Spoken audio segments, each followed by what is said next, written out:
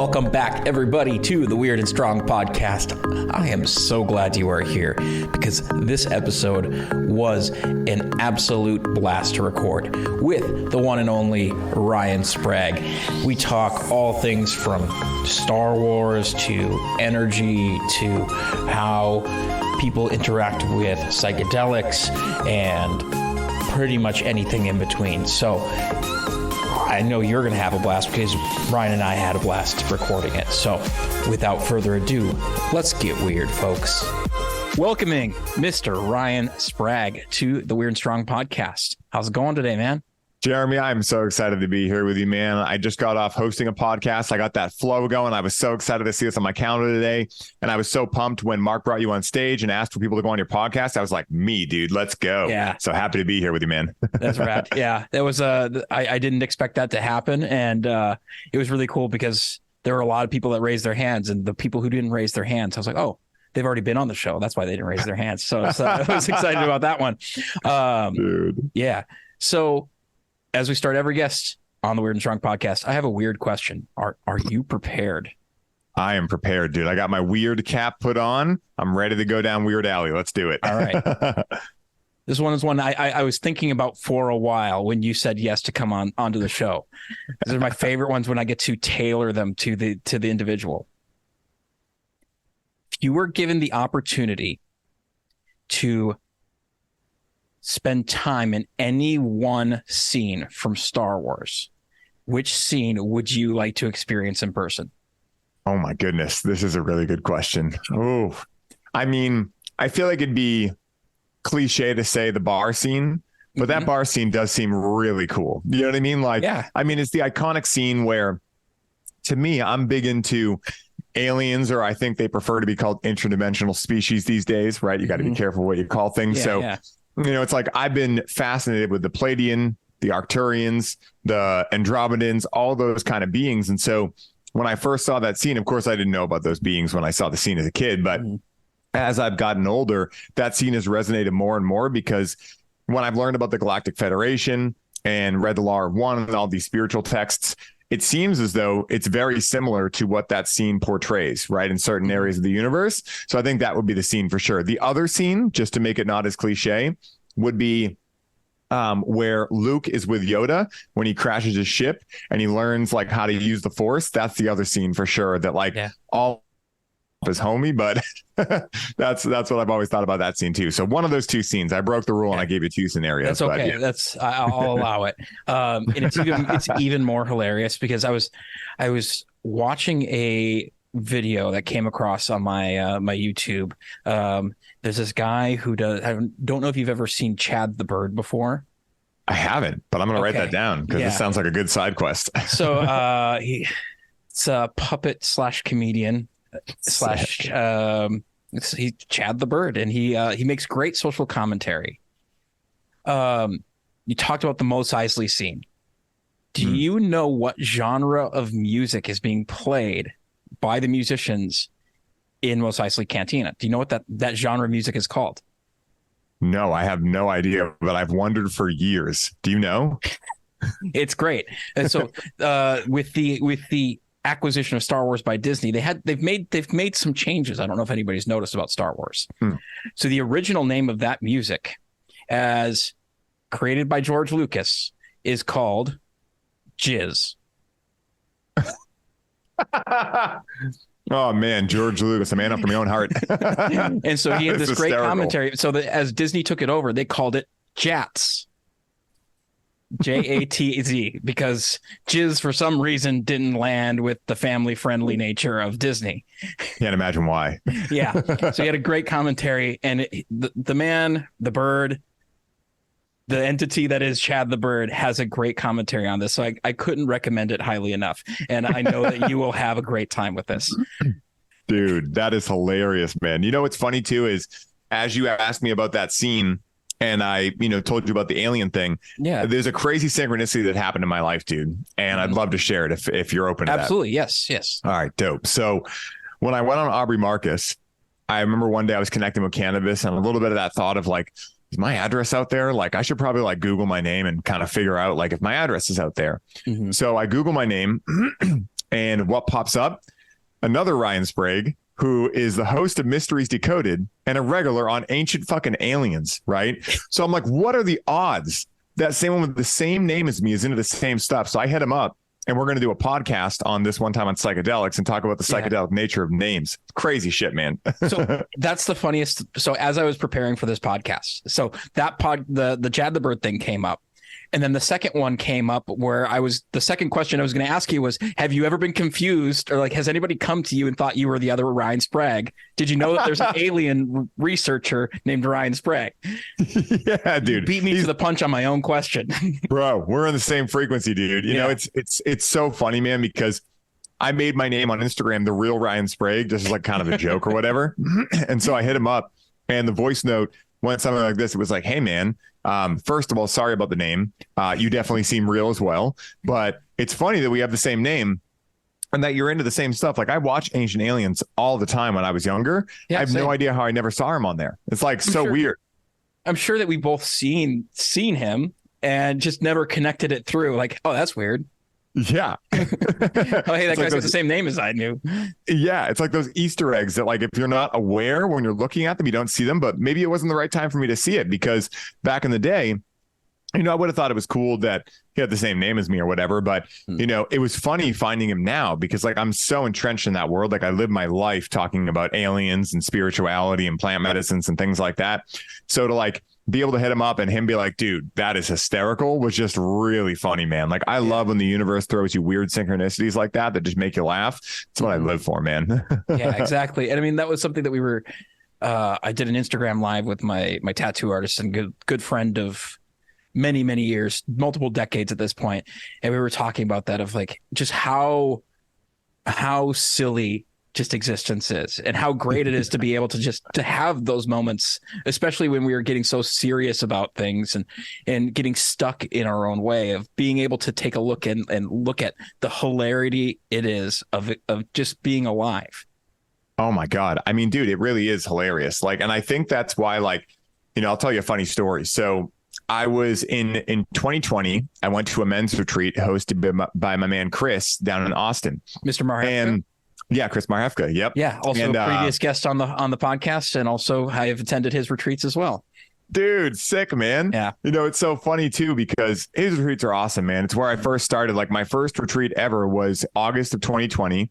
I went to his retreat, and it was only the second thing I had gone to. Mark invited me down to the lake house in August of 2020. Mm-hmm. I go there, and then Chris is like, hey man, I'm hosting this men's retreat in a couple of weeks. You should come. So I go there, and that's when I met my business partner for the first time, Alex Morningstar. I met a bunch of people, and from there it just kept going. Like, Danny Rios was like, hey man, I'm going to Mexico for 6 weeks. You should come. So I call Rachel from the retreat. I'm like, you want to go to Mexico when we get home? She's like, sure. So this just continued, and it's still continuing today.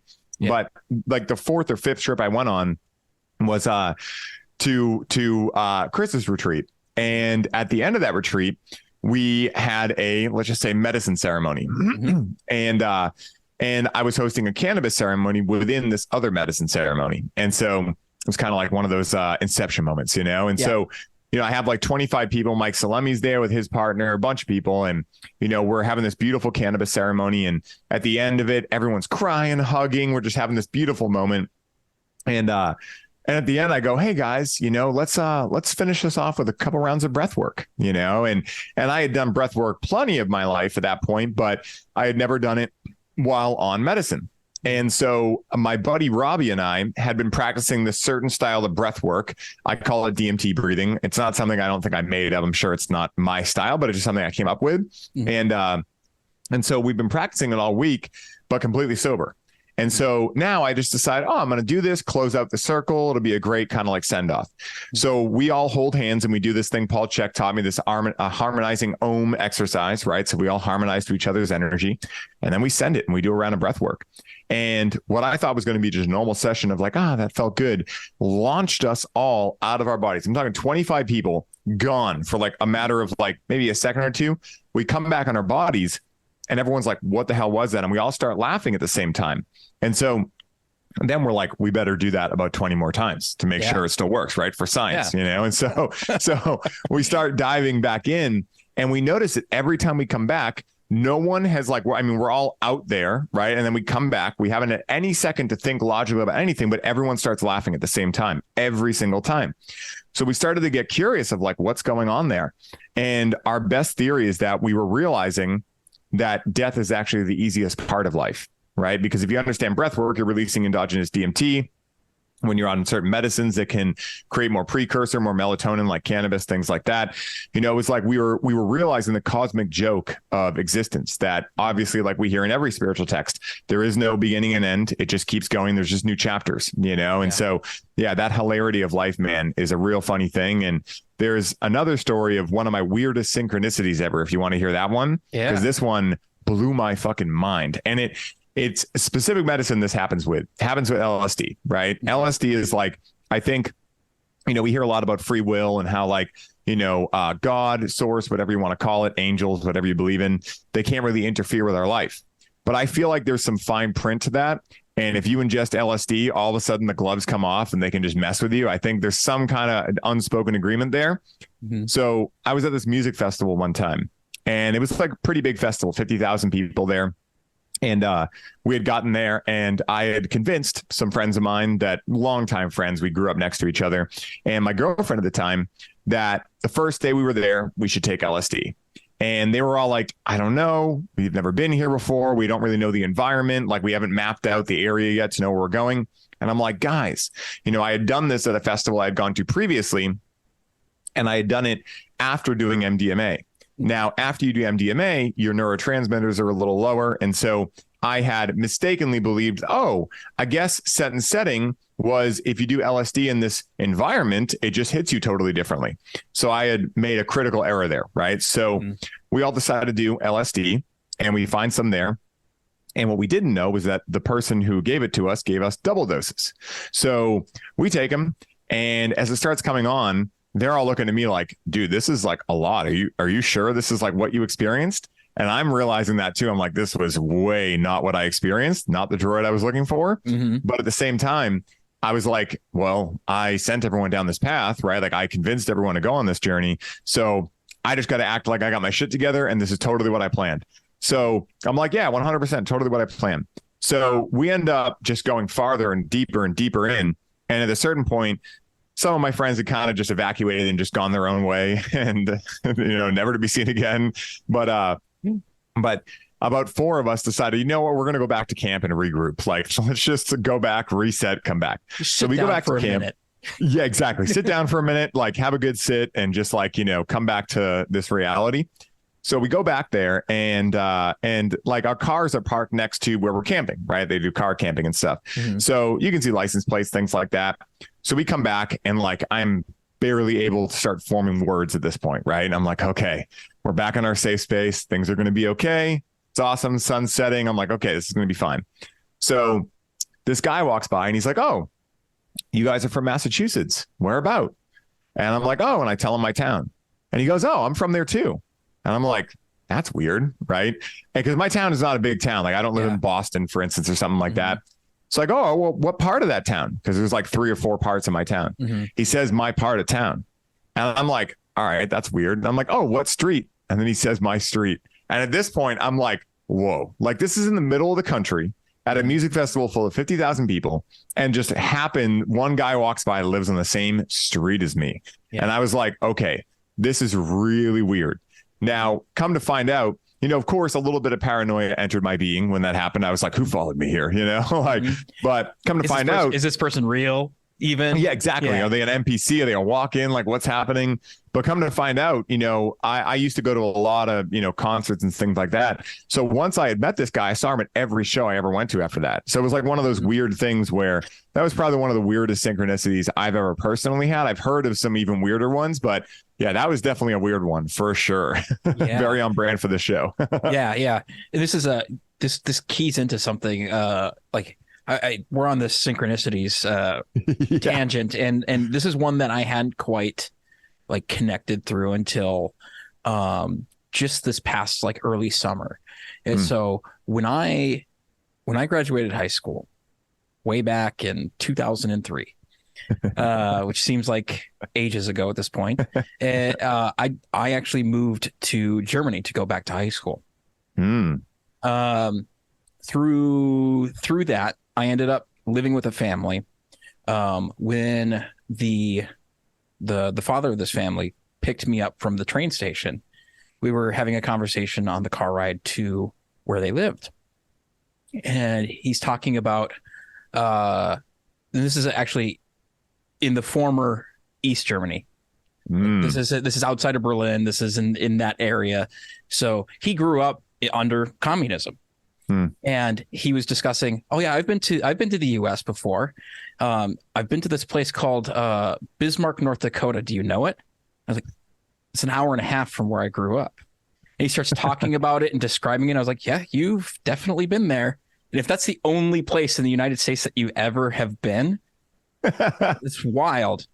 Had a great time. They're fantastic people, amazing people. I'm the oldest of 5 kids.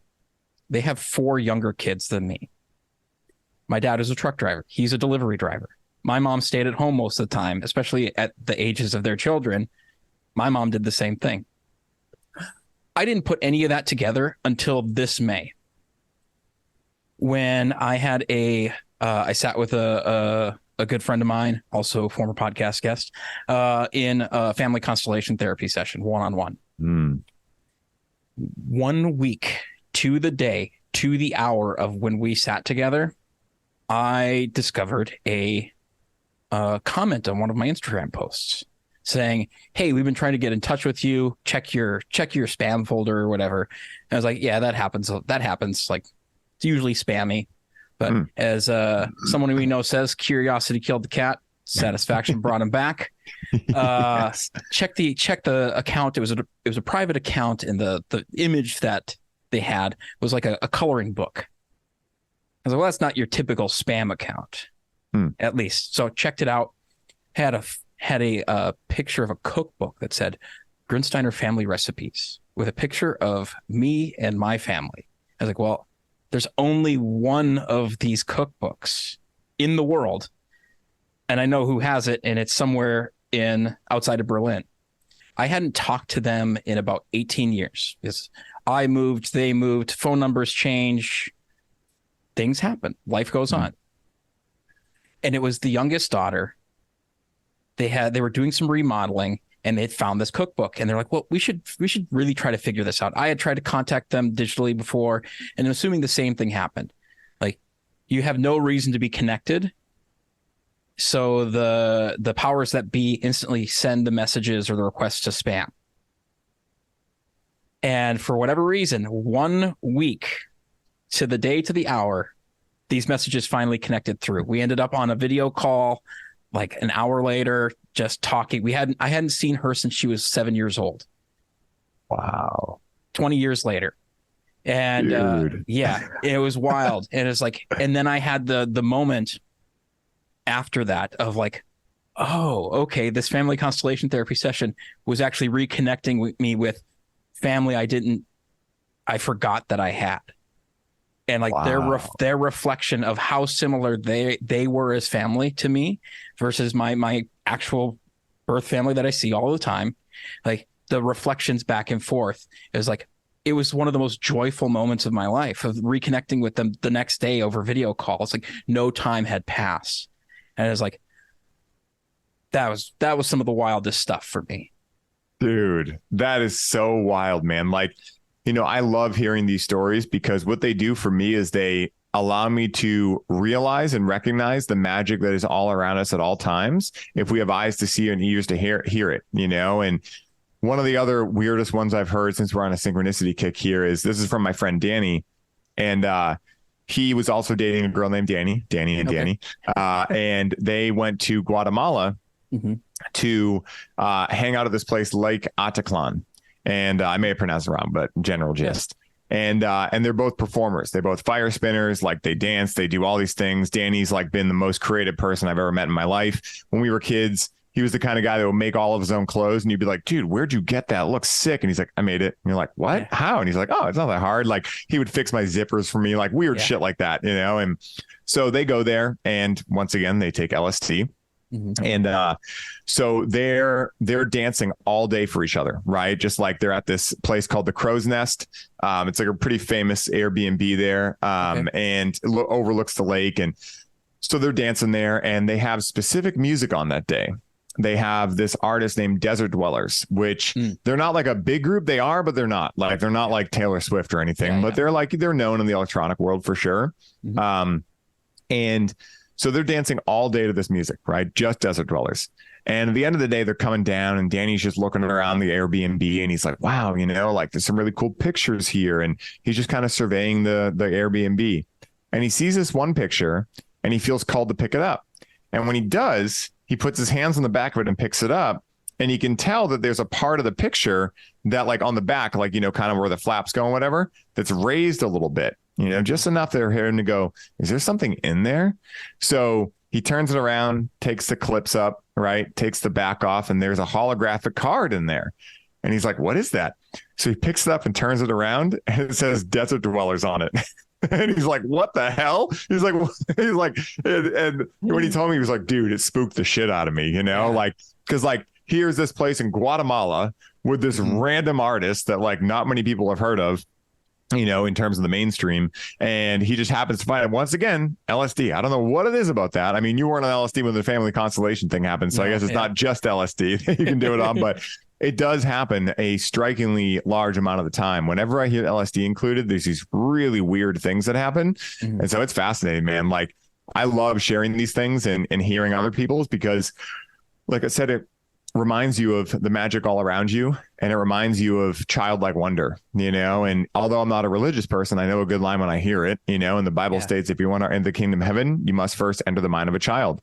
And if you think about what the mind of a child is, it is that, right? It's like, it's just pure magic. It's pure curiosity, imagination, wonder, awe, it's all of those things. And so, I have no idea what all this means, and I don't care to know, right? Because it's the mystery, and I've found in my life that it is directly related to the degree of mystery that I am embodying in my life, that my joy is able to be accessed to its full potential. And so I learned a long time ago, like, I don't want to know the answers to everything. I don't really want to know any answers. I want everything to be a mystery, and that's why getting into quantum physics was so fun, because they're like, oh, there is no objectivity to the world. Everything is subjective. And so in that, what they're saying is there is no knowing. There's only believing and knowing for yourself as an individual. And so that really helped free me from one of the biggest thirst traps I find in society, which is to know things. Because when Capital you think T truth. Exactly. And when you think you know something, oftentimes it boxes you in, like at one point I knew that cannabis was perfectly fine for me to use unconsciously. Then at one point I knew that I had to take a break, and I didn't know if I was ever going to go back to it. And now I know at this point in my life that cannabis is something I connect with once or twice a week that allows me to increase awareness. And then my sober periods are during the week, but who knows what I'll know next year? I have no idea, so it's really cool. Yeah. There's a line that you said of having ears to hear and eyes to see. Yes. And like on the same tangent or the same topic is that, I, at one point in my life, became very, very hardline materialist. Like, show me all the data, I want to see clinical studies. I want to see all of the things, prove it to me, show it to me, like, all of these things. And my first experience with family constellation therapy broke that one wide open. Like, psychedelics apparently didn't do it enough for me. It was like, it had to be that for me to go, wait, I can't, there's no verbiage I have to explain what just happened. I saw it happen. I experienced it happen. I felt things that weren't mine, that didn't feel like, but I still experienced them and I felt them. And so that was the major component or major moment for me to go, well, of course you can't understand everything. Like this physical being that we have, like, I can't see the entire electromagnetic spectrum. I know that it's there. We can measure it other ways, but I can't see it. Does it mean that it's not there? Just because I can't hear, 600,000 hertz doesn't mean that frequency doesn't exist. Exactly. Dude, I'm so glad you brought this up, because, I have a lot of people considering what I do, right, which is pretty esoteric and qualitative in nature, hard to be measured, I have a lot of people that are like, hey, it's not that deep. Show me the science, things like that. And I remind them, I go, hey, science is great, right? Like, I think science and spirituality are just two sides of the same coin. And I think science really is the investigation of spirituality, which is the totality of life as I see it anyway. And so I love science. I think it's great. But also, like, think about, I remind people, like, you remember when lobotomies were the best thing ever and now they would never be given, right? Like, science has been wrong a lot of times, and that's okay, because that is what the process of science truly is. It's, let's make a hypothesis, test it until it breaks, right? And we never trust the science. Like, that whole statement from the last 3 years was very interesting, because I'm like, that's kind of the antithesis of what science is, but not to go down that rabbit hole. But, it's interesting, because what I found is that even science says we only see 4% of our visible reality. And so I think that being able to talk as we are right now is really just humbling ourselves into realizing that, yes, we may think, and our ego may trick us into thinking that we know what life is. And at the same time, though, if we do, like, when I've really thought I had life figured out, it was a lot less fun. Like, it was way less fun, because then, like, you start losing the magic. You start looking at a tree as just wood. You start looking at the ocean as just salt and water, right? And animals in there, right? You forget that, like, there's a consciousness there, there's like energy there, and that everything around us is alive at a certain point. I mean, even, this computer, this phone, et cetera, it's all energy. It's just slowed down enough for us to think it has form, and so why I love psychedelics so much is because they really allowed me to experience that for myself and ground it in my own truth in this lifetime of, like, hey, wise is the man who knows he does not know. Like, why would philosophers say things like that if knowing was such an important thing, right? Now, again, you can know something for yourself. Like, hey, right now I know that, like, coffee isn't right for me, right? I got to take a break from coffee. I know right now that, cannabis is not something I want to do every day, right? I know these things for myself, but I also kind of have, like, I don't know if knowing is the right word, because I understand they're subject to change. So are they really a knowing, or are they just like a static hold in time right now? And so it gets really interesting. More of an understanding. Yeah, exactly. Like an understanding, I think that's the perfect word for it. Like an under or understanding of, who I am at this moment in time, but I could change a moment from now. Who knows? A meteor could come and smash up everything in front of my house right now. I have no idea, Well, and to your point of like, this is a conclusion that I've come to and had reinforced many times of even when we put this dogmatic description around science, like science is really just an understanding, or it's the body of understanding of what we collectively understand currently, or what we can collectively currently observe. To your point about lobotomies, like, there's going to be so much of what we do currently that, fast forward, there could be a time in space 2,000 years from now that people look back at us worse than we look back at the Dark Ages in Europe, of, like, 100%. Like, look at how barbaric and backwards they were. How did they ever survive? How did they ever become us? And that's a wild thought to think about too, of, like, what can be, and knowing and freeing yourself from the confines, as you were talking about, of capital T truths. Yeah, 100%. And, what I found in my own life, and I won't project it on anyone else, but I have noticed an interesting correlation between clients I work with that have had a similar issue to me. And it sounds maybe similar to you in the past too, is when I didn't know who I was as what I call God embodied in human form, just like we all are, just like everything is. When I didn't understand that for myself or understand that, I would try to know things to make up for the fear of there being no point to any of this, right? Nihilism, like, what even is the point? So by knowing things, there was some sort of point or, goal of life, which was to know things. But once I started realizing that I would never know anything, I then entered my second phase of, like, oh my God, what if everything means nothing? And then I had to go back towards faith, right? Not the religious kind, like, I mean, maybe similar, but not attached to a dogmatic religion, but more of, like, the completely empty canvas of, hey, what is life for me? And what do I get to make it? And also having many psychedelic experiences where I believe I've experienced what happens after you pass on, at least as much as you can when you're still alive. I've realized exactly what every spiritual text talks about.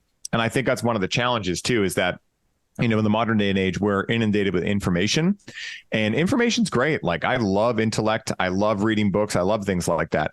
But the analogy I always give for this is that imagine you want to understand an apple. You've never heard of one. You've never seen one. You've never tried one, etc. So you start diving into books about apples, right? You start learning about all the varieties. You start learning about the tree structure. You start learning about how they grow, when they grow, what type of environment they need, right? And you really think you know an apple. Well, you don't know anything until you've tried it, right? Like, the best way to understand what an apple is for you in the subjective experience is to try it yourself, And so I think that one of the challenges is that people read spiritual texts, they read about psychedelics and things like that. And that's great, but it's kind of putting the cart before the horse if you don't experience, and that's where religion to me never really made sense. Like, I always had to have this intermediary that supposedly experienced what God was, but I had to speak to him or her and, be able to kind of have. Yeah, exactly. And when I tried psychedelics for the first time, and I was like, oh, there you are, whatever that power is, I call it God, but there you are right there all around me. And then I came back and I was like, oh my goodness, that's still all there around me. Like, I don't even need the substance to access that. That's when things really shifted for me. And I started to loosen my grip on life, and by no means is it perfect. I still have my moments for sure, but those are great learning opportunities, to realize where else I'm holding on too tightly and where I'm scared of my finiteness, because I do think that part of the human condition is feeling that fear, is feeling the fear from the ego of, disillusion and also coming to an end at a certain point. But the more that you can turn on your soul within you, the more that you can not bypass that and say, oh, I'm God, I'm fine, right? But realize that and also console that part of you that does believe it's going to die at a certain point, and that is the end and there's nothing else, and that's been really interesting for me. And that's I think a little bit of what my mission here on this lifetime is to remind people to have fun, remind them not to take life too seriously, remind them that nothing you do matters, but it's very important you do it, right?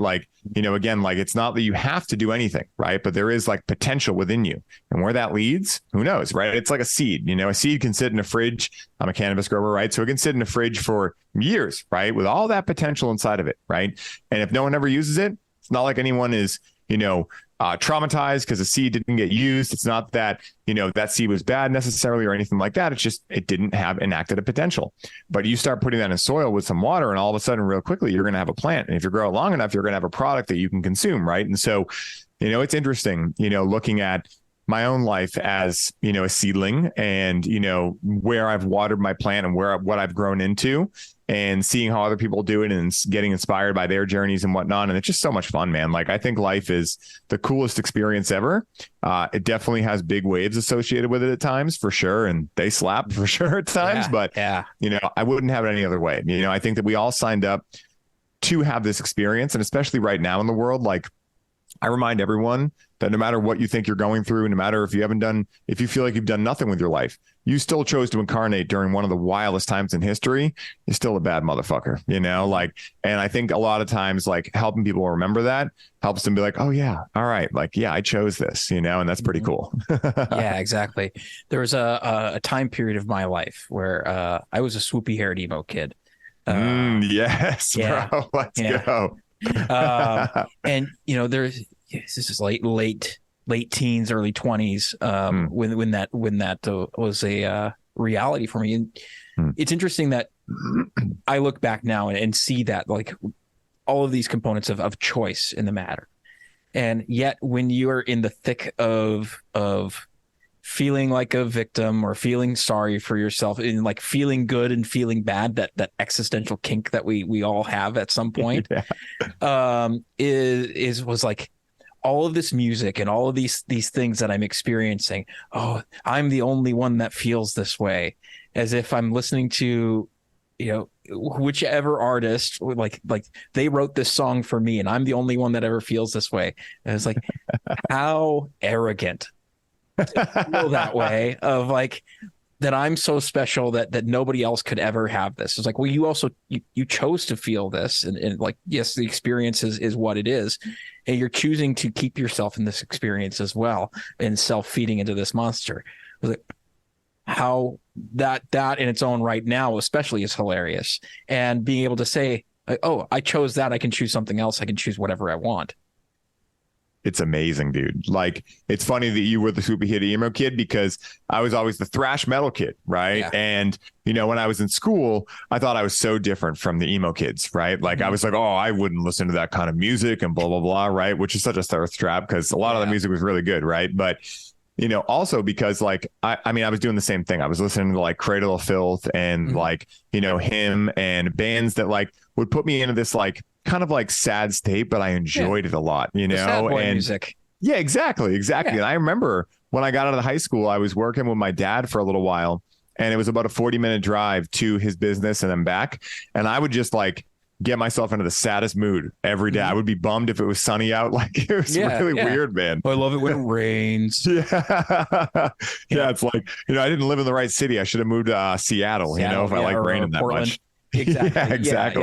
Yeah. And like, I say swoopy haired emo kid. Like, mine comes from the like that post punk, hardcore days. That post hardcore days. Yeah, like the wasn't Day to Remember. Yeah, was really big into like AFI and just even like Earth Crisis and like there's a lot of those hardcore bands too. But like even so, like there was a lot of that came through with that too. Like I was also like really into nu metal too. So it was like just another fad and another thing, but being able to look back on it and like hearing those songs now. Also really loved Cradle of Filth by oh yeah too. Yeah. But like looking back at those songs and like now like being entertained by those songs in a very different way than it was when you were first listening to them. Is that the same for you? Dude, 100%. Like, actually, it's really interesting, man. Like, as I've been riding the waves of life and getting more in touch with my emotions and just enjoying all of them, like even anger, sadness, like I'm not going to say I prefer them, but like, you know, enjoying them for their place in the experience. And, you know, now when I go back and listen to those songs, it can bring me back to that feeling. But I also have like the wisdom of age to be like, oh man, like it's kind of cool to feel that way. It's kind of cool to feel like that feeling of like, does the girl like me? You know, like, am I ever going to have a relationship? Like I have a beautiful, loving partner, you know? So it's like, you know, like now it's just fun. Like it's fun to ride those waves and invoke those emotions. Cause now I know I can easily move myself through them as well. And it's funny too, because every October specifically is when all of a sudden I get so much more back into CKY and him and Kill Switch Engage and In Flames and all the groups that I used to be into, you know, like all those groups from that time. And I feel like October is when I really connect to my teenage self. And of course, Rachel's told me all the things about, well, this is what's happening on the planets and whatever. And I'm like, I have no idea, but that sounds awesome. And it's just really cool, man. I remember last year was the first year I really noticed it. Like was aware enough to be like, oh, wow, this happens every September, October. Yeah. I'm not sure if it reminds me of going back to school or whatever, but yeah, it's really interesting. Yeah. And that's wild that you bring it up because I've been noticing that for a long time about myself. I was like, there are certain albums that just start to come back on repeat. Whether, you know, I don't know, maybe it's the type of music because there's like maybe some spookier angles to it, like your Misfits, AFI, like that horror punk type of stuff. Maybe I don't know, but there is a layer of that nostalgia, and again to go with the theme of we don't really know, and I'm here for the journey and I'm here to enjoy it whenever it comes up. Yeah, man, it really is the best part, you know. And last time I was at the lake house, or 2 times ago, actually, you know, Big Will, right? You met Will, I imagine. Yes. Yep. So me and him, dude, that was like a psychedelic experience when I met him because, you know, out of the Unlifted crew, like a lot of people enjoy cannabis and things like that. But when we started talking, we realized not only did we both love cannabis to the same degree, but he was like, I mean, we had a very particular friend group growing up, right? Like my parents' house was always the hangout house. Had a bunch of kids over and we were obsessed with CKY, right? We were obsessed with like the early Jackass stuff. Yeah. We were all doing the Jackass stunts and failing miserably at them and things like that. Same. And there was a movie that we used to watch all the time. Like, I mean, we burned the disc out like multiple times, which was a movie called Haggard, right? Which is like Bam Margera's movie. Yeah. For anyone who hasn't checked it out, check it out. It's a fucking classic. But it was funny because when I started talking to Will, he was like, oh yeah, I grew up in Westchester. Like I used to go to Bam's parties. He's like, you ever seen Haggard? I'm like, dude, what? I'm like, you know Haggard? So one night we put it on at the lake house And it was me, Will, Adam, Mark, a couple other people. And by the end, it was only me and Will watching it because it's like a weird fucking movie. Yeah. If no one's seen it, like it's really weird. But dude, it was just so interesting. I'm like, dude, you like were like in my friend group. You just weren't there. Like, I mean, all the same things, man. Like a lot of the same other movies from that time. Like it was just so interesting, man. And so Will and I are like this because I'm like, dude, you're literally like the missing compadre from my friend group. You know, it's like so totally funny, man. Yeah. Will and I were partnered up for the Ancestors course. Oh, sick. So yeah. And we hadn't interacted at all before that point. And like when we connected at the event, it was just like, oh yeah, this is like the big brother I never had. Yeah. Like, oh yeah, cool. Yeah. Will's the man, dude. He's so fucking cool, and he's a kick-ass chef too, man. Like, oh, I didn't know that. You know, oh my god, like I know all of his other exploits as a fighter, as a lifeguard, just like an incredible physical specimen and just an incredible presence. I had no idea about the food. Dude, he's built like a brick shit house, man. Yeah. He's handsome. He's got all the things going, and he cooks the best food. Like we were at the lake house. I mean, he would cook us just crazy shit. And I remember there's been, well, maybe I shouldn't share that part, but let's just say he works really well under pressure, put it that way. A lot of, different states of mind can be challenging to get like normal day things done in. Not for that guy. I mean, he's just a berserker. And he wears it so well. And not only that, but also all the medicines we like he got me into methylene blue actually, but he loves kratom just like I do, right? For different things like podcasting, things like that. He's the only one out of the entire Enlifted community that knows what a Puffco Peak is and knows what live rosin is, like it's just so funny. Like finally, like I wanted to show people what concentrates were, right? Because a lot of people just, they weren't in the cannabis industry and grew up around cannabis like I was. So I go down there one time and he's like, hey man, you want to hit the peak? I'm like, dude, you brought a peak down here? And I'm like, God, remember the thing I was telling you about? He's got one, like, let's do it, and it was just so funny, man. That guy's awesome. Yeah, that's super cool. Yeah, I mean, we've had a journey already so far. Yeah. We got to bypass the usual question that I ask everybody to start off, like, what makes you unconventional? We're already in aliens and conversations. What are some of the ways that others may not expect is unconventional about Ryan Sprague? Oh, that's a really good question. I don't know if I've ever been asked that question before.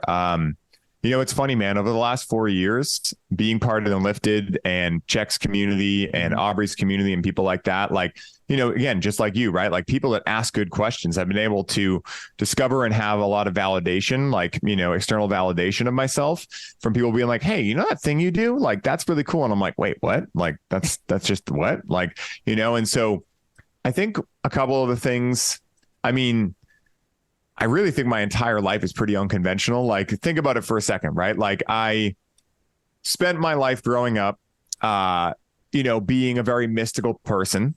Of course, we already covered the thrash metal days and things like that, but I found cannabis when I was 16, and that was something that, at that age, I'm 32 now, so it wasn't a crazy long time ago, but it was still looked at, very stigmatized, things like that. So that was a little unconventional, not crazy. I mean, obviously I'm not the only one that uses cannabis, but then I ended up working at Staples for a hot minute, and it like burned a hole in my soul, dude. Like I had a friend, I started realizing that like, man, like, I don't know if I'm just lazy. Like I didn't know what it was, but I knew I could not get myself to do anything that I didn't want to do. And so then when I quit Staples, I ended up getting hired at a porn store that I worked at for 18 months because I was like, if I'm going to do something, it's got to be something hilarious, right? Yeah. So I worked at a porn store. That was really weird. And then when I got into college, I realized that I didn't want to wear khakis the rest of my life. So I was in school for psychology, and I ended up finishing up my degree. But 2 years into it, I ended up finding out about a cannabis school, and then I went there, which like at that time in 2011, like cannabis school, the only one in existence was Oaksterdam out in California. So the fact one opened up in Quincy, Massachusetts was like the weirdest thing ever. Talk about another weird synchronicity. Yeah. So I went there, and that was really weird. And then I got into holistic health, which was very strange for that time. I started drinking a lot of apple cider vinegar, eating a lot of sprouts, getting into organic food, getting into unconventional exercise, animal flow, things like that. And then things really got interesting when I entered the cannabis industry, because that's when I was getting much more into psychedelics. I mean, I brought my father through the end of his life with cannabis and plant medicines. That's pretty unconventional. Yeah. I helped other people treat and cure their cancer with plant medicines, cannabis being the main one. And then I got into the industry. And the dispensary I worked at was very unconventional. We actually got on Conan O'Brien for making medicated bar pizzas. We were making the weirdest shit, dude. We were making corn dogs medicated. Wow. Mac and cheese medicated. Like some of the weirdest shit for 2016. Like no one was doing that stuff. Personal pies, hot sauce that was medicated, mayonnaise that was medicated, peanut butter, like just weird shit. So I've always stuff that's a lot more mainstream now of like, hey, what can we put this in? Exactly. But at that time, it was like, why the hell are we medicating mayonnaise? Like are people really that obsessed with medicated mayonnaise? Like, what's happening here? I remember on 420 one year, we had medicated peanut butter and fluffs that was like our deal that day, like our special thing we were doing. And it was just interesting, man. So like, through that process, like I've kind of found that I've always gone towards more of the weird things. Like if people are doing weird shit, I want to be a part of it, because I've just known this kind of like cookie cutter, wear the pants with the belt and everything. It's just not me. Like, I'm just like, I don't take myself that seriously. I don't take life that seriously. Like I'm passionate about it, but I don't take it seriously. Like I have to be prim and proper. Mm-hmm. And then of course, having long hair, unconventional for sure. But I think the biggest thing has been the last 4 years since I started Highly Optimized. That shit has been unconventional as hell. I started the business not knowing anything about business, like having no idea whatsoever, just knowing that I wanted to do something. And I knew I wanted to do it with cannabis, but I knew I was also obsessed with personal growth and fitness and health and everything like that. And so I just knew I wanted to mix the two together, but there was no playbook for that. I hadn't seen it done anywhere. I didn't know the people I know now that had already been doing it or something similar, or at least talking about spirituality with cannabis and personal growth and things like that. And so I just started, and, what I found out was that during that process, I started giving out my cannabis to people like Paul Chek when I would go to his house. Mm-hmm. And the second time I did, he was like, dude, like, what the hell is going on with this stuff? Like, what are you doing to grow? I've never had stuff like this. And I had not really thought about it because I had been consuming my own cannabis for years at that point. And I had added in biogeometry and a lot of unconventional ways of cultivating it, copper pyramids, weird stuff like that. Mm-hmm. And I knew that I liked it, but I just figured, I'm like, oh, it's just me. And a lot of my friends at that point, that before I met and lifted and everything, were not, people that would probably be able to tell those types of differences. Yeah. So when I gave that to Paul, and I just grew that way because I knew that it was in my heart and that's how I wanted to do it. I've always wanted to leave the Garden of Earth greener than I found it. And so growing organically, using sunlight, things like that have been really big for me. But when I gave it to Paul, all of a sudden, it just like started to blow my life up. I mean, he was like, come on the podcast. And I was like, what the hell? Like, I'm going on Living 4D. Like, are you fucking kidding me? And then after I think you probably heard the speech and lifted it. Were you at the speeches? Yes. Yeah. Yes. So this will be a foreshadowing because you already know the end of it. But, like at the end of the podcast, I was just like, thought I was going to say one thing, totally said a different thing, which was, could you connect me to Aubrey Marcus? And then like, as soon as it came out of my mouth, like I felt a lot of stuff come up, like a lot of imposter syndrome, things like that. But I knew like when I asked it, and I couldn't put this part in the speech because it would have been too long, but when I asked it, it came from a place in me that knew it was going to happen. And that's what kind of frightened me, because I was like, okay, I had that on my vision board. I knew it was like within the realm of like what I wanted to do, but I didn't think I was ready yet. Like I had a lot of stuff that like I still was like, I don't even know what I'm doing yet. And then Aubrey hits me back and is like, dude, I'm so in, like, oh my God, this is awesome. And then when he connects to me, he's like asking me all these questions like, dude, I'm fascinated about your world, man. Like, how'd you get into this? And all of a sudden it started dawning on me. Like I went back through my whole life and I'm like, holy shit, dude, like it was all preparing me for this. And that was when I realized like, oh my God, my unconventionalness is my power zone. Like this goofy nature I have, this ability to connect with anyone, this ability to just say no to the things I don't want to do and be a heretic and try everything my own way, that I always thought like throughout my life, watching people around me, like I thought like I had really fucked up. I thought that, I just kind of wasn't meant for this world. I wasn't suicidal or anything. It was just kind of like, oh man, I'm just going to be one of those people that's kind of on the fringes of society. But then it all came back in. Felt like reality was like an ill-fitting shirt. Yeah, exactly, dude. Perfect. Exactly. Like I was like, did I like get put into the wrong universe or like the wrong planet or something? And then like over the last 4 years, I've realized like, wow, my soul had my back the entire time.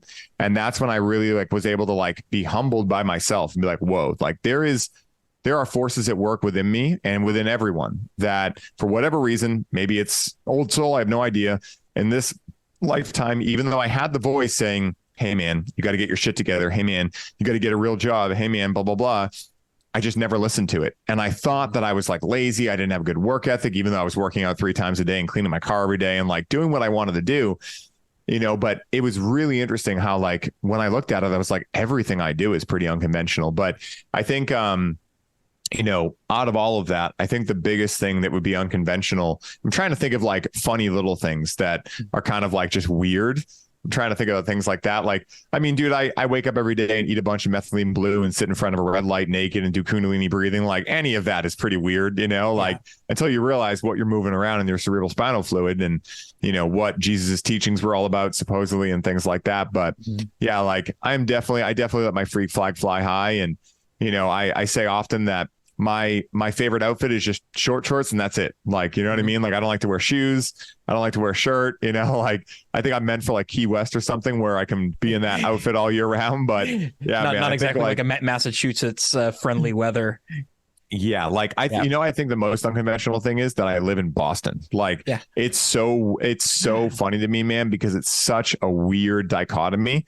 Like I felt like a fish out of water my whole life here, but I enjoy it. Like I enjoy being in kind of like hot stove situations. Like that's why I enjoy psychedelics.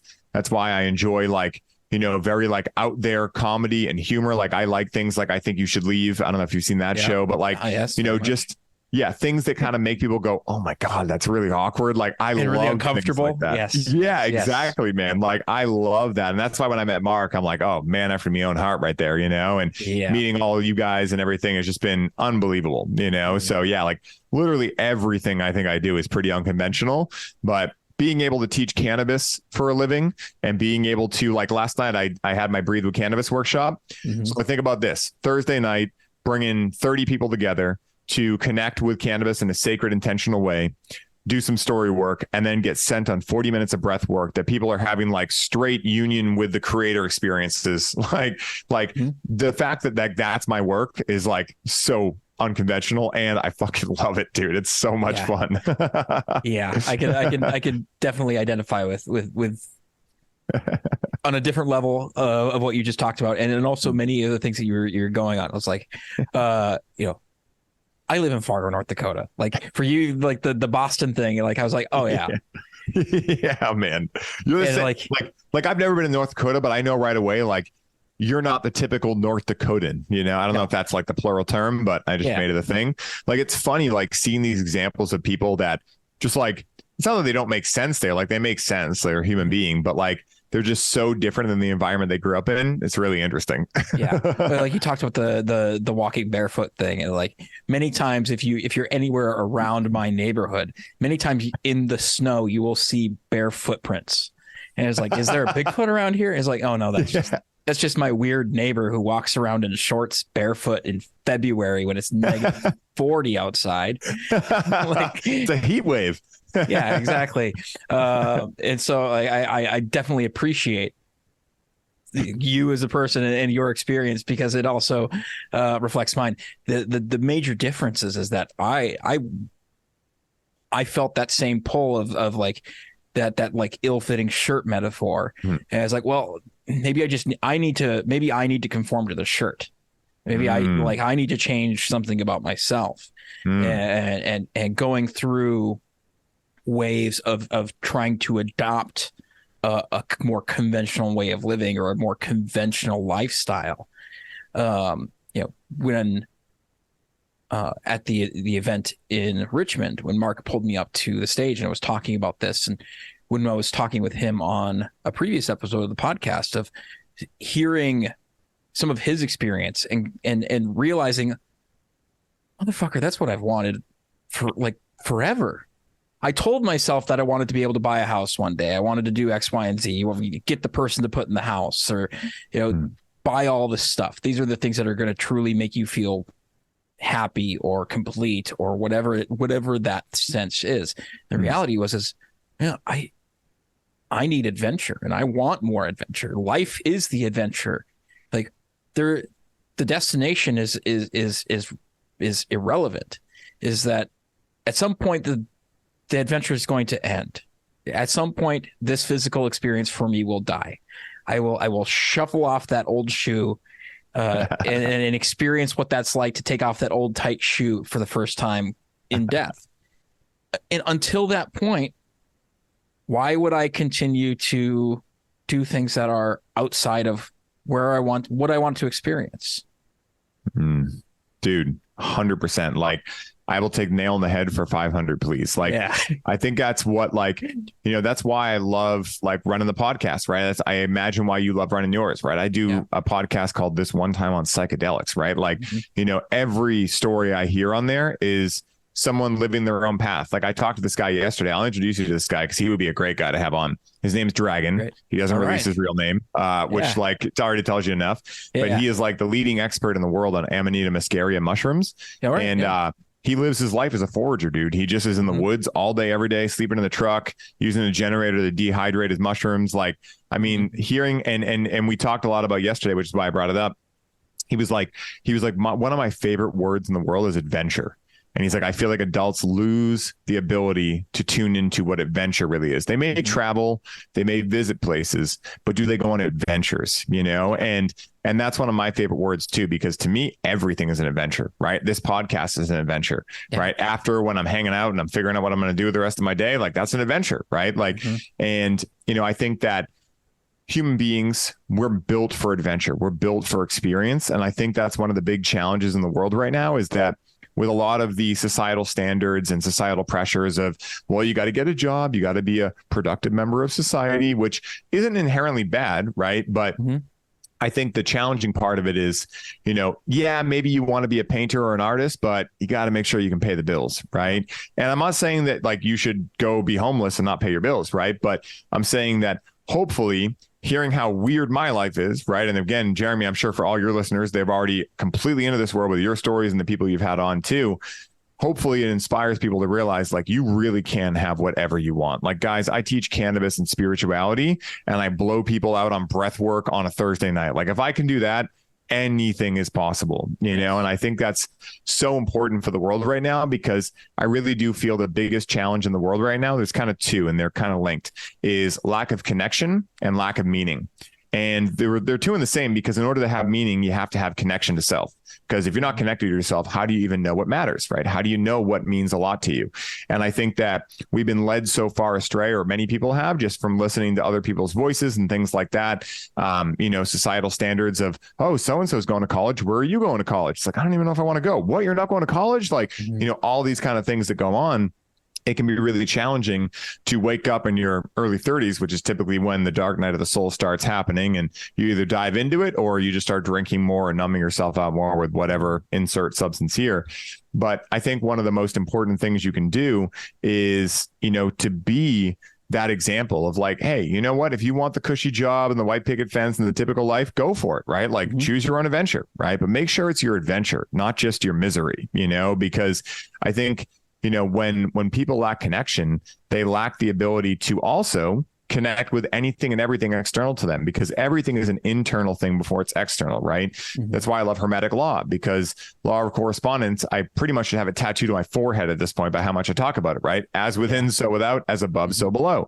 So all that time that I thought that I was messing up, right? There was that voice that thought I was messing up, that voice that thought this, that voice that thought that, these people in my life that were telling me, dude, you like really got to figure something out. And I'm like, no, I'm fine. Right. Like, all that time I was building connection to my true self. I was experimenting with lots of psychedelics. I was having amazing experiences and also some really hellish experiences. And I was finding that both of those experiences are me, right? I have hell and heaven within me. And no tree's branches can reach to heaven unless its roots don't first reach to hell, right? We have the law of polarity as well. And so a big teaching I have with cannabis is like, hey, you can consume cannabis as much as you want. I'm not here to make rules for anyone. But let me ask you this. Can you really know what cannabis is if you don't know what sobriety is, right? Can you really know it, right? Because if you don't really understand sobriety, you can't get the other side. It's like the opposite poles, right? Would there be a Luke Skywalker without a Darth Vader?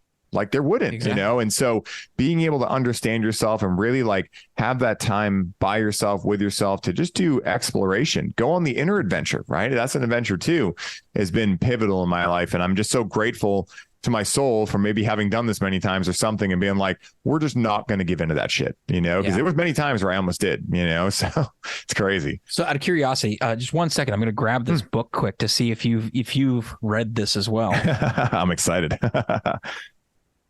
I too have the bookshelf that I'm constantly grabbing books. That's why I put it right there. So I know, I was like, I need to move this closer. I usually have a pile of them over here somewhere. But this was I have a pile right next to me. This was so part of my enlifted experience in the level 1 was where I went on my first vacation as an adult ever last year. And like that came out of this.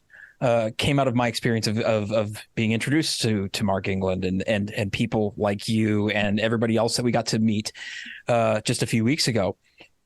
While I was on this vacation, one of the questions that Mark asked after you checked in, longer story around that, the next week of, hey, how did you do the steps that you said you were going to in taking this vacation? And yes, I did. I gave myself to the end of the week to get it figured out. I had it all figured out by that evening. He's like, well, what are you going to do? And I was like, I'm not going to make any. I'm like, my plan is to go there. I know where I'm going to sleep, and everything else is going to be up to whatever happens. He's like, it's called an adventure. That's it right there. And while I was there exploring things, reconnecting with a place that is very much home to me, I found a book called On Connection. Dude, I've never heard of that book. You may as well have just wrote the book with everything that you talked about. Dude, that's hilarious. And there was a moment in this that it's Kate Tempest is a comedian, and it's a very short book, or a poet, writer, playwright, lyricist, performer, and recording artist. But poet that did know it. Yeah. Exactly. And so there was a line in this. So for me, I got to a point where when I was in this journey of trying to fit into the shirt of reality, of doing a lot of things that were outside of to numb myself, food and alcohol and consuming media and binge watching shows and all of these things that come with our regular expected lifestyles. And one of the things that they talk about in this book is that a lot of those ills come from that lack of connection to self. And there was so much like, for me, that was the first time exposed to that thought process of, oh, well, of course I would go out with friends, spend a bunch of time from happy hour till bar close, drinking and eating and drinking and eating and having time and like spending time socially with people. And then I would get home, and what would I do? I would order a pizza and eat until I would pass out. And it didn't come from a place of, oh, I'm having so much fun. It came from a sense of emptiness. There was a lack of connection somewhere that I didn't have the understanding or awareness to know what it was. And so I reached for the first thing that could make it feel like it would go away for a little bit. And I was like, and this came on the vacation. Like, had I not, like, even though I had learned the lesson, I hadn't actually contemplated the lesson at that point. And if we don't learn history, we're deemed to repeat it, right? Yeah, exactly. Or it'll at least rhyme. Yeah, exactly. Yes. So I was curious about that. And it was because so much of what you were just talking about is so salient to that experience for me. Dude, 100%. Like I kind of stumbled into that, like that realization for myself and it took a while to understand like intellectually what was going on. But I remember when my dad got sick, I didn't really know, like I've had this kind of challenge my entire life where I'm so good at laughing, even in really hard situations, that sometimes I don't cry. And when I got into a lot of like the self-development world, I started realizing like, oh my God, like, am I like blocked? And I started inventing this problem that I couldn't cry and that I was blocking my emotions and all these things. And so during this time when my dad got sick, here he was, I was living at my parents' house still. I was like 23. And he was in the house, right? And I'd have my best friends come over that grew up, pretty much with my parents. They were like secondary sons to my parents. And we would just eat 8 mushrooms and put on spangle and like some weird shit. And we would just, just see what would happen. We'd fuck around and find out, And I remember there were times where I would just connect to something that like now I recognize as God, and even at that point, I wasn't like completely unaware that it was God. It's just, I didn't know what to call it yet. God was still kind of a charged term for me. Yeah. But I would connect to these like golden lights and my friends would too. And there would be different experiences. Some mushrooms we would eat, we had no idea about strains or psilocybin content. All we would do is every like couple of weeks, we would eat an eighth. And I remember there were times where we would just laugh and we'd be totally conscious the whole time. And then another eighth, we'd be like out and we'd all come back in at the same time and kind of look at each other and be like, oh my God, and then out again. And I remember during those times, like, what I was really doing is processing my father's sickness, knowing that he was going to pass away and things like that.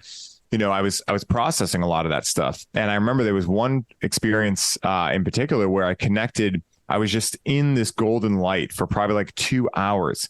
And I was telepathically communicating with my Nana, my grandmother, all my deceased loved ones. And there was just this knowing in that moment. Like, I didn't even have to ask them, like, is dad going to be okay? Is this where he's going to go? Like, it was known. It was like a clear cognizance knowing. And that, like, I don't know if it was because I sat there so long, like those 2 hours of just like really embodying it.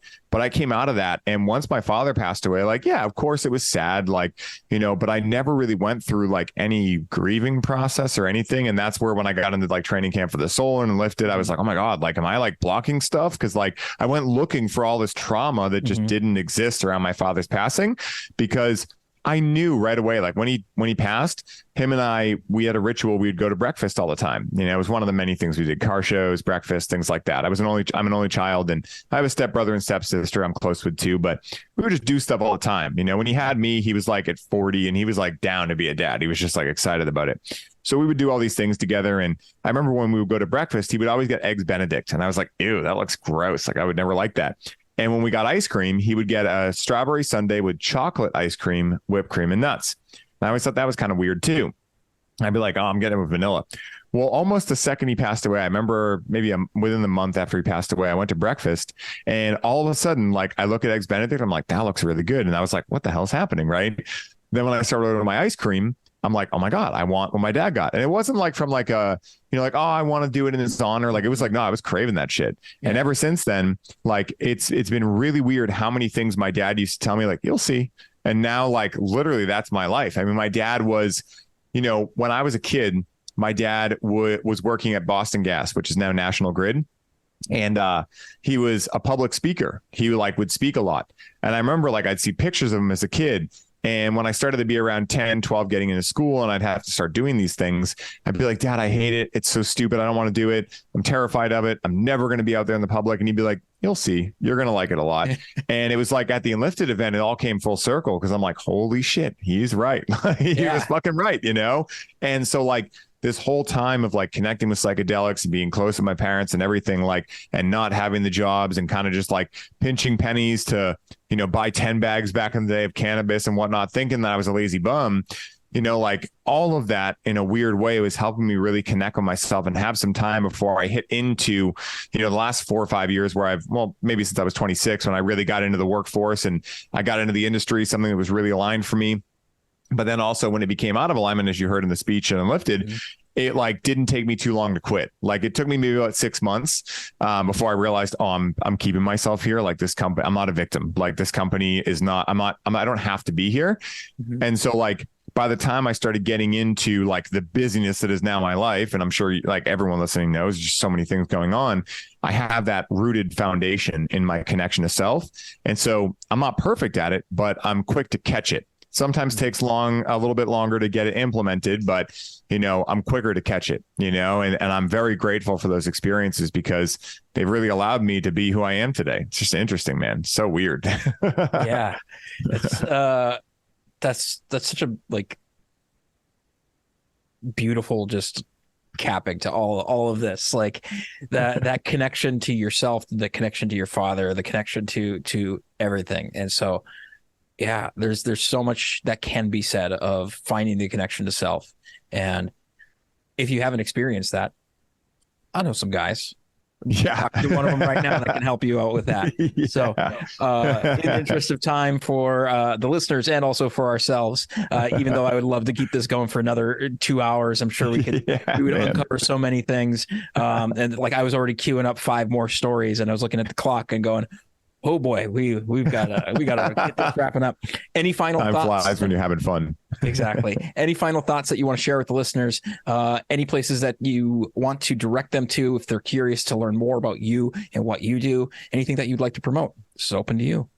Dude, thank you, Jeremy. First of all, thank you for having me on the show, man. Like, I do a lot of podcasts and I love all of them for different reasons. But when I can have this kind of deep connection and this synergy, like when I can feel my heart open like this, I take note of that. You're a great host, man. You ask great questions. I can tell you prepared for this and you're just fun to be around, dude. And I really enjoy that because I love spending my time with fun people. Like that is what I prioritize in my life. People that when I start taking life too seriously, because I fall into my stuff too, they can like be like, oh, did you stain your shirt? And then they flick my nose. I'm like, man, dude, like, like that kind of shit just keeps me going. Yeah, exactly.